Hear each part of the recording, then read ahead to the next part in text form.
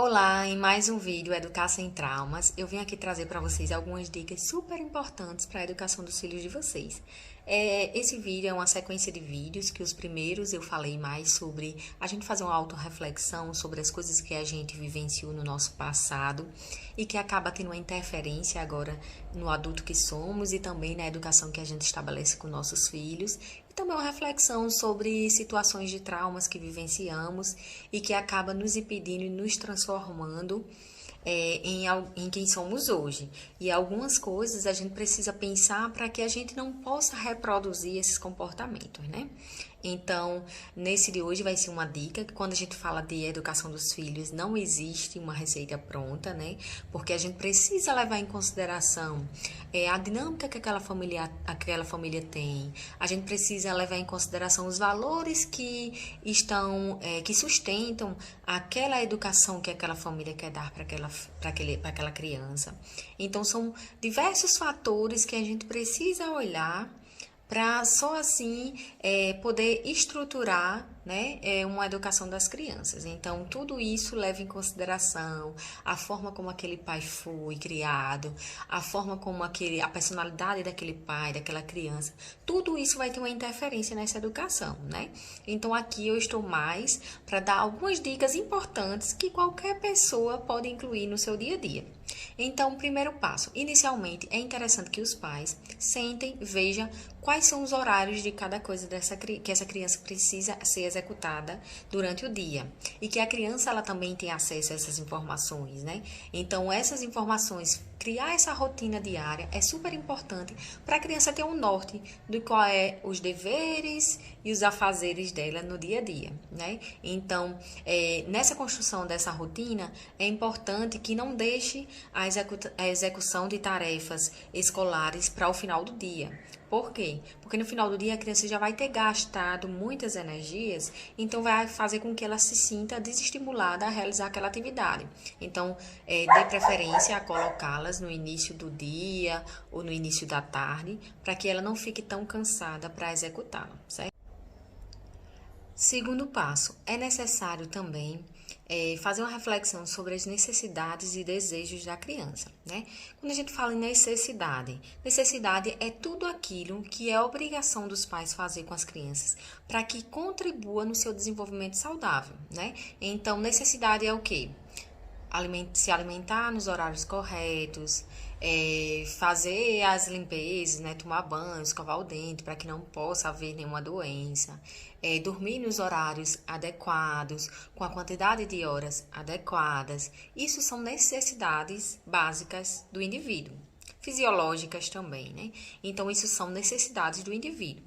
Mas os desejos da criança, então a gente precisa pensar que as necessidades é obrigação dos pais executá-las. Já os desejos da criança, isso é uma coisa que ele pode avaliar se em alguns momentos ele pode fazer e em outros momentos não.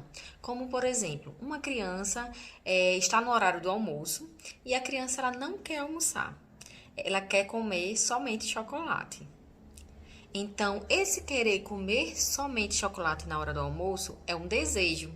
É um desejo da criança que acaba interferindo no seu desenvolvimento saudável fisicamente, né? E psicologicamente também. Então, esse desejo, o pai vai avaliar se realmente isso é um desejo que condiz com as necessidades dele, né? Então, se não condizir, os pais não precisam executar, né? Por exemplo, outra situação, uma criança, ela vai precisar comprar uma roupa para ir para um aniversário. Só que nesse aniversário, nesse local vai estar muito frio. E essa roupa que os pais precisam comprar, precisam ser roupas apropriadas para o momento, né? Para o clima. Só que a criança, ele não quer. Ele quer usar uma roupa de verão. E na hora que vai para a loja, a criança simplesmente, ela quer a roupa de verão. Então, os pais vão avaliar se ele vai fornecer essa roupa que a criança quer dar ou não. Então, ele vai precisar pensar, isso é uma necessidade dele ou isso é um desejo? É um desejo que não é adequado para o momento, então eu não posso fornecer, né? Por exemplo, a criança acabou de almoçar e existe dois tipos de coisas que ela pode comer, ou um chocolate ou um sorvete. E a criança, ela escolheu optar pelo sorvete. E os pais vê que aquilo não causa nenhum dano à sua saúde, ao seu desenvolvimento, simplesmente vai dar o sorvete a ela, até porque também vai estar estimulando a autonomia, né, da criança, mas os pais vão dar esse sorvete. Então, dar esse sorvete ou esse chocolate não interfere no desenvolvimento saudável da criança. Então, nesse momento, os pais podem executar esse desejo da criança. Mas naquelas outras situações, os pais precisam pensar que executar aquele desejo da criança estará indo de contramão ao seu desenvolvimento saudável, né? Então, é preciso olhar esses dois pontos para os pais saber em que momentos dá ou não, né? Determinadas coisas para a criança ou para o adolescente, né? Por exemplo, um adolescente, o pai vai comprar um celular para ele. E de repente o pai só tem um valor X para comprar, só que o adolescente exige que ele vai ter o celular mais caro do mundo e os pais não vão poder arcar com essas despesas e o adolescente está exigindo isso, né? Então os pais vão avaliar se realmente isso é pertinente para o momento ou não e se eles podem executar isso, esse desejo que esse adolescente está querendo, né? Então, se os pais não puderem executar, eles não são obrigados a executar, né?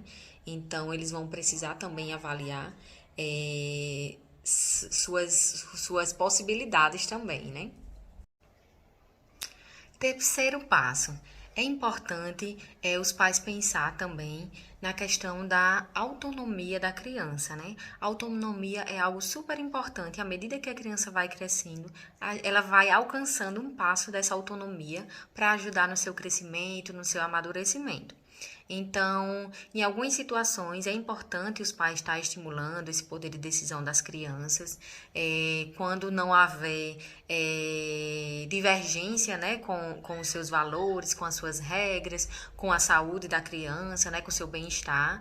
Então, é interessante que os pais estejam estimulando essa autonomia, como, por exemplo, vai para algum local, você pode colocar dois tipos de roupas e pedir para a criança escolher uma das duas. Quando ela for fazer uma pintura, levar em consideração a cor que ela escolheu para que possa desenvolver essa autonomia dela também. Então, os pais precisam estar também saindo desse espaço de superproteção, né? De superproteção, de sempre querer executar as coisas pelo filho, achando que os filhos nunca conseguem executar da melhor forma e acaba fazendo com que essa criança fique super dependente desses pais e não desenvolva essa autonomia, né? E essa independência, que é super importante para o processo de amadurecimento, né? Então, é necessário o pai sair desse lugar, né, de superproteção e estar estimulando a execução dessas outras coisas e levando em consideração que a criança muitas vezes não vai conseguir fazer as coisas da forma que os pais fazem. Mas ela vai conseguir fazer as coisas da forma que ela consegue. E vocês precisam levar em consideração a forma que elas conseguiram, né? Para a partir daí, estar estimulando ela a executar com mais zelo as coisas que vão sendo impostas para elas. O quarto passo, que é importante levar em consideração, é a firmeza e o compromisso na fala dos pais. Por exemplo, no momento em que o pai for colocar uma regra, é interessante que ele haja com firmeza para que a criança realmente obedeça. Como, por exemplo, está no momento em que a criança vai precisar tomar banho, ou comer, ou dormir. Os pais não podem falar da forma que dê uma abertura para que a criança possa decidir. Como, por exemplo, meu filho, você quer ir dormir agora? Então, você está fazendo uma pergunta e você não está agindo com firmeza. Então, você vai ter que dizer, está na hora de dormir agora.